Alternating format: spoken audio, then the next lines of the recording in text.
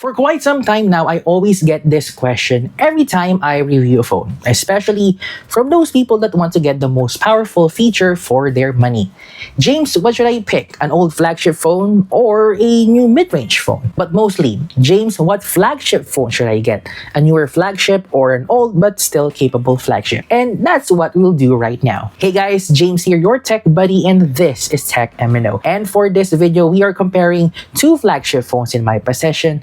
This is the only phone I got, but still, it's a good content. Representing the new flagship, the Poco F7 Ultra versus the phone that represents the old flagships by Samsung Galaxy S23 Ultra. And let's see if what Ultra phone would be dominating and which of them is the one to get.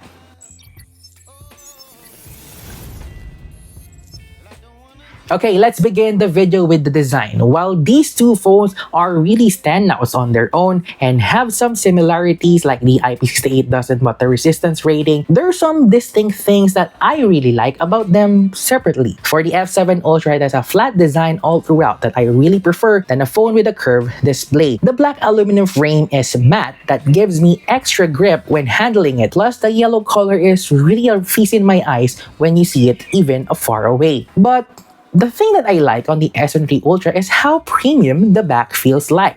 Don't get me wrong, F7 Ultra's back is premium too, but there are some areas that are kind of glossy and it somehow feels quite sophisticated. And even though I like the circle camera array setup on the Poco phone, it's quite big and it wobbles on a flat surface really hard. So in this segment, I will give them both a point because they have their unique stylings to the phone and it all just come down to personal preference. But for me though, as much as I would like a flat display phone, the chunky camera array is not my cup of tea, so I will go S23 Ultra. Alright, let's talk about the display of these two phones. While both devices are rocking AMOLED displays and ultrasonic fingerprint scanners, they have some features that sets them apart. For the peak brightness, the 6.67-inch Poco F7 Ultra is the clear winner because it almost has double the amount of brightness it has versus the 6.8 inches of the S23 Ultra. Plus, the Poco has 12-bit color depth, higher pixel density, and Dolby Vision support, while the Galaxy S23 Ultra only has HDR10 Plus support.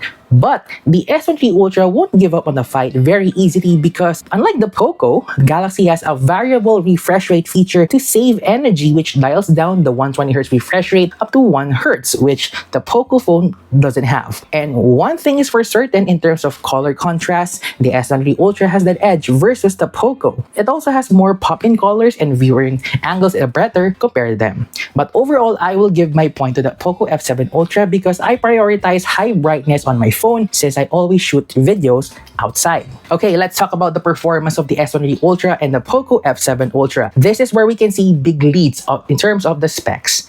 The S23 Ultra is rocking Snapdragon 8 Gen 2 released in 2023, while the Poco F7 Ultra has the current flagship chip, the Snapdragon 8 Elite. The Galaxy has 12 gigs of RAM, while the Poco has 16 gigs of RAM.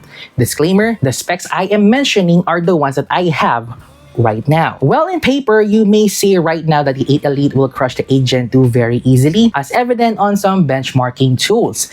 But to be honest with you, it's hard to pinpoint if you can notice any slowdowns on the S23 Ultra because when I try to load some apps like Genshin Impact and Mobile Legends on these phones, you barely see any issues to it. I may also add in terms of thermals, the F7 Ultra warms up faster than the S23 Ultra. I tried to play Genshin for these phones and I really noticed the Poco phone warm up at the 25-minute mark while the Galaxy warms up at the 40-minute mark. I don't know if this is a chipset issue or if the cooling system on the Poco phone is a bit small. And with the 8 Gen 2 being fully optimized now on its chipset, you may feel that it's still a brand new chip. So overall, I will still give them both a point because they still carry themselves for a long period of time. Let's talk about the software of these two phones, which is an important topic I care about. The S23 Ultra runs now on the newest One UI 7, while the F7 Ultra runs on HyperOS 2. Both of them are on top of Android 15.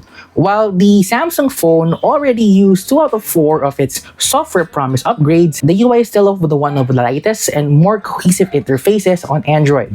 Though for One UI 7 and its delays, there's some minor bugs here and there, but not problematic to be honest with you, and they can fix it man fast. On the HyperOS 2 route on the Poco phone, while I give them credit credit that they fixed some of the issues they had on their defunct MIUI software.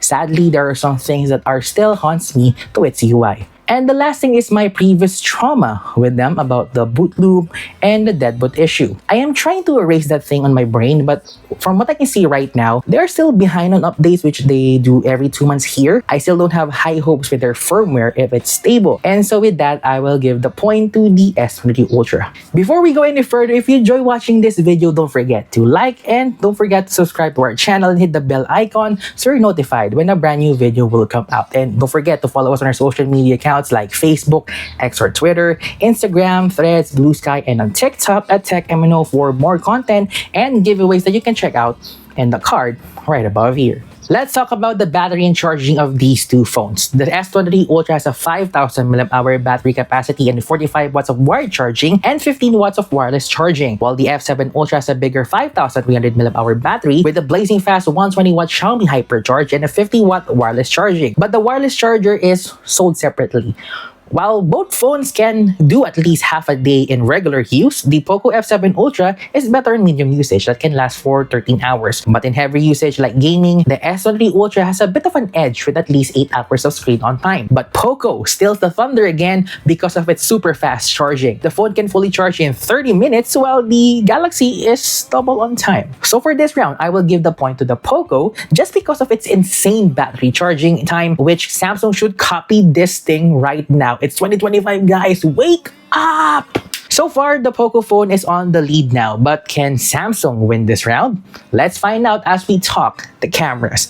So for the F7 Ultra, that's a triple camera setup that consists of a 50 megapixel main rear camera with OIS, 50 megapixel 2.5 times telephoto lens also with OIS, and a 32 megapixel ultra wide camera, while the selfie camera is a 32 megapixel shooter. In terms of video recording, the main camera can record 8K resolution, the zoom lens is up to 4K, while the ultra wide and the front camera are limited to 1080p. On the Galaxy S23 Ultra, you got a quad camera setup that consists of a 200 megapixel main camera with OIS, 10 megapixel 3x optical zoom with OIS, 10 megapixel 10 times periscope zoom lens also with OIS, and a 12 megapixel ultra wide camera plus laser autofocus included here as well. For the selfie shooter, it has a 12 megapixel selfie camera. For video recording, the main camera can record up to 8K resolution, while the other cameras can record up to 4K resolution.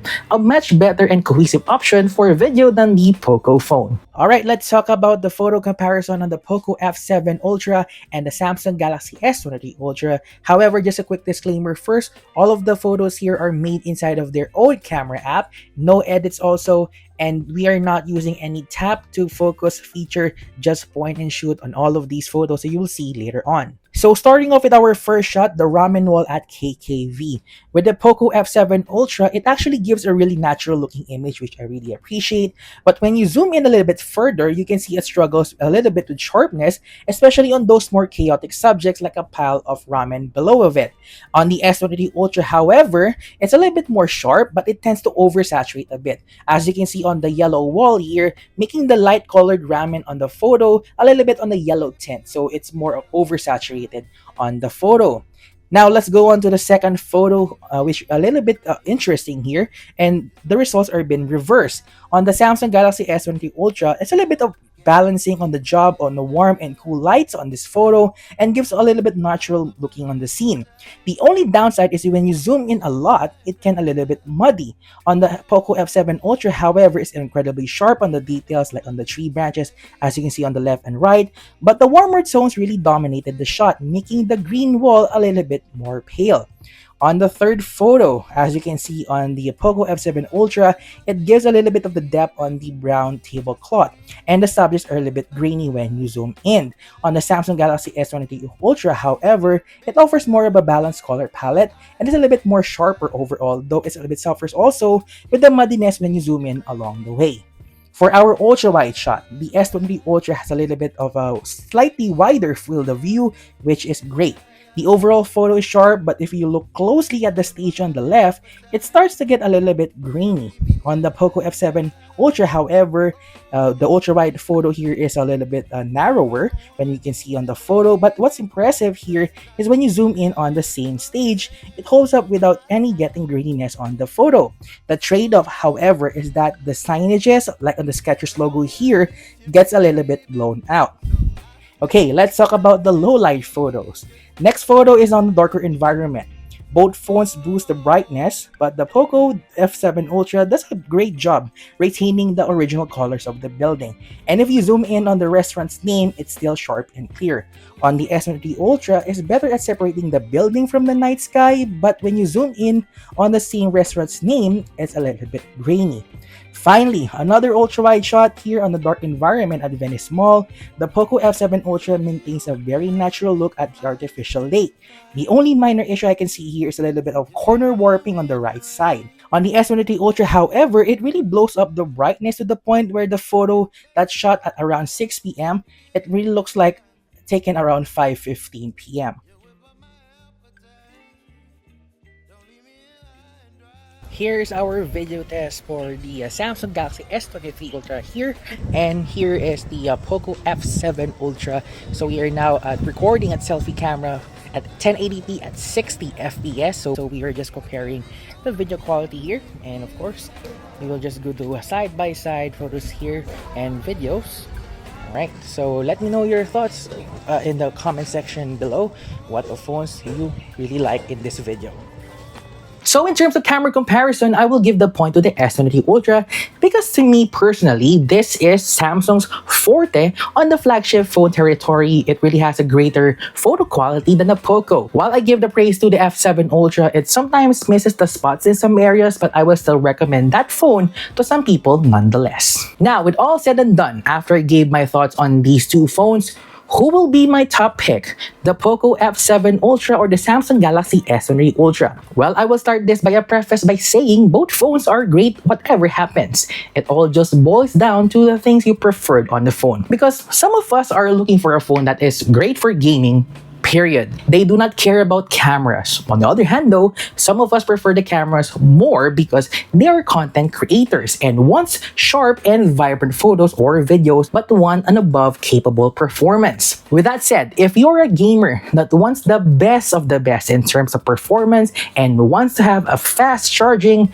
then go to the answer here for the Poco F7 Ultra. However, if you prefer better cameras that are useful for your needs like zooming fan cams for concerts or for zooming videos on your parties, then the S23 Ultra is for you. But hold up, James, what's your top pick? Well, if you're a loyal subscriber here on our channel, I use my phone as a video recorder to do reviews, and I am not always playing games on my phone all the time. So my pick is the Samsung Galaxy S23 Ultra. But again, let me remind you, it will depend on your personal preferences on what phone you will get, okay? How about you? What will you pick here? Let me know your answers in the comment section down below. And if you want to buy the Poco F7 Ultra or the Galaxy S23 Ultra, I will have affiliate links in the description or the comments down here. And if you want to watch my previous videos, you can click right here. Or if you want to watch all of my review videos, you can click the playlist right above here.